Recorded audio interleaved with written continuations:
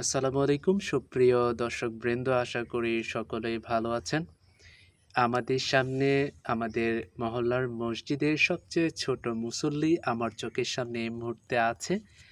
আপনারা দেখতে পাচ্ছেন আমাদের এই ছোট্ট মুসল্লি ভাইটি কিন্তু খুবই চমৎকার এবং কিউট।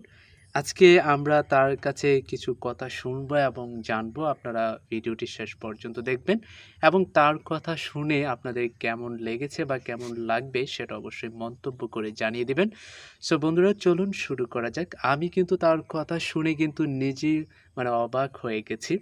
বাট এত ছোট্ট বয়সে সে মসজিদে এসেছে, এর কারণ কি বা এর রহস্যটা কি, সে কি বুঝছে বা কি বুঝতে পেরেছে, আমরা সে সম্পর্কেই জানবো। আসসালামু আলাইকুম। ওয়ালাইকুম আসসালাম। কেমন আছো তুমি? জি আলহামদুলিল্লাহ, আমি ভালো আছি। তুমি কেমন আছো? আলহামদুলিল্লাহ, আল্লাহ ভালো রেখেছে। মাশাআল্লাহ, খুবই সুন্দর। আজকে তো তোমাকে সেই সুন্দর লাগছে, কেননা তুমি সুন্দর একটি পাঞ্জাবি এবং মাথায় টুপি পরেছো। জি। আজকে আমি তোমাকে মসজিদে দেখতে পেয়েছি যে সুন্দর করে নামাজ পড়ছো। তো মূলত যেটা প্রশ্ন তোমার কাছে, তুমি মসজিদে কেন এসেছো?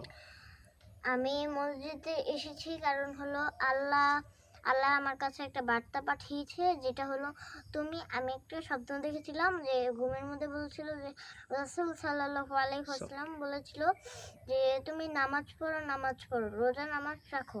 পরে থেকেই আমি নামাজ পড়া শুরু করলাম। পরে কয়েকদিন পর যাওয়ার পরে আমার শরীরটা তেমন একটা ভালো লাগছিল না, এর জন্য আমি আসতে পারিনি। কিন্তু আজকে থেকে আমি নামাজটা পড়তে পারবো, আমার আর কোনো বাধা লাগবে না, আমি নামাজটা পড়বো। আর যদি নামাজ না পড়তে পারি, ঘরে নামাজ পড়বো। জি আচ্ছা, ঠিক আছে।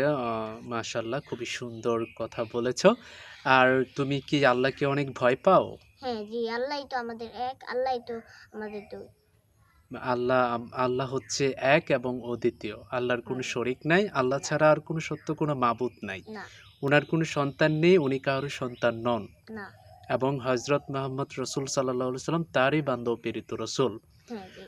তাহলে তুমি আল্লাহকে ভয় করে আল্লাহর আদেশ নিষেধ মেনে চলার চেষ্টা করছো? জি। আচ্ছা, ঠিক আছে। তুমি যে মাথায় টুপি পরেছো, এই মাথায় টুপি পরা কি? সুন্নত। সুন্নত? জি। ও আচ্ছা, মাথায় টুপি পরা সুন্নত। সো বন্ধুরা, দেখতেই পাচ্ছ ছোট্ট পিচ্ছি একটি আমাদের মুসল্লি ভাই খুব চমৎকার করে কিন্তু বক্তব্য রেখেছে এবং খুবই ভালো লেগেছে তার কথা শুনে। তাহলে তুমি যে মসজিদে এসেছো, তোমাকে কি কেউ মসজিদে পাঠিয়েছে না নিজে স্বইচ্ছায় এসেছো? আমি নিজে স্বেচ্ছায় এসেছি। কেন এসেছো? আল্লাহকে ভয় করে এসেছি। আল্লাহকে ভয় করে এসেছো। জি। এবং তুমি কি ৫ ওয়াক্ত নামাজ পড়ো?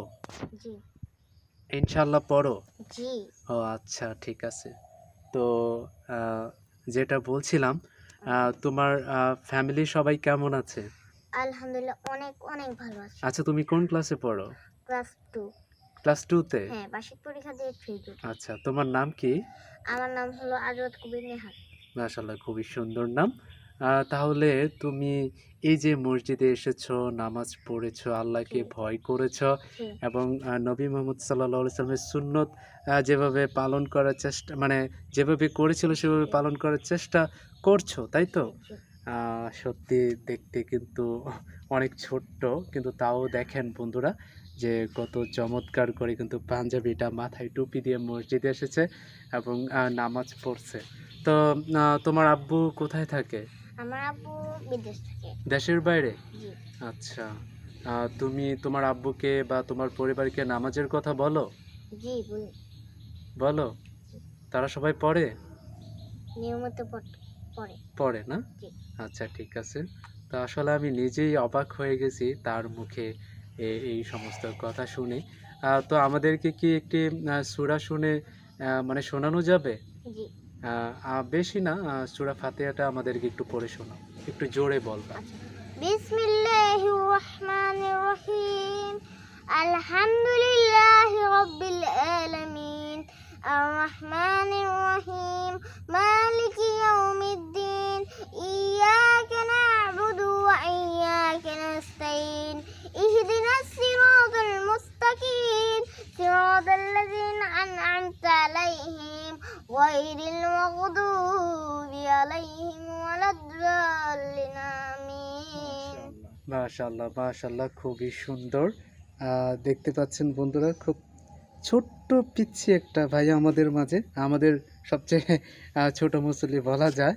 দেখতে পাচ্ছেন খুব চমৎকার করে কিন্তু সে সূরা ফাতিহাটা তেলাওয়াত করেছে। আল্লাহ তাআলা ওনাকে নেক হায়াত এবং অ অনেক বড় করুক, আমরা সে দোয়া করি।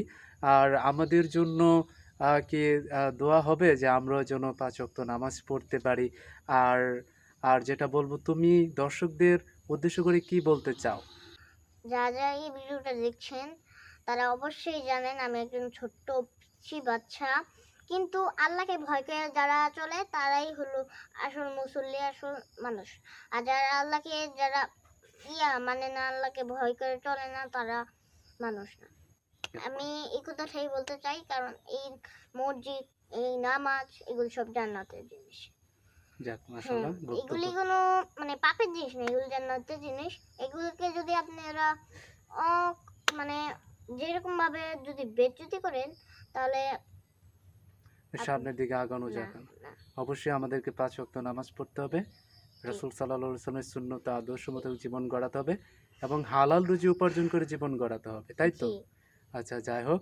তো আমাদের জন্য দোয়া করো, আর এই ভাইয়াটির জন্য আমাদের সবার পক্ষ থেকে দোয়া, এবং আল্লাহ যেন সামনে বড় করে এবং জ্ঞান বৃদ্ধির জন্য আরো বেশি, বেশি লাভ হয়, সেই দোয়াটাই আমরা করি।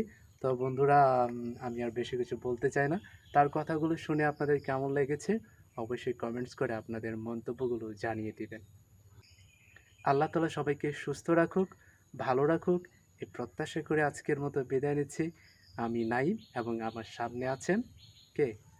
আমি আপনার নাম কি? আজাদ কবির নেহাল। ওকে, নেহাল ভাইয়ের জন্য শুভকামনা।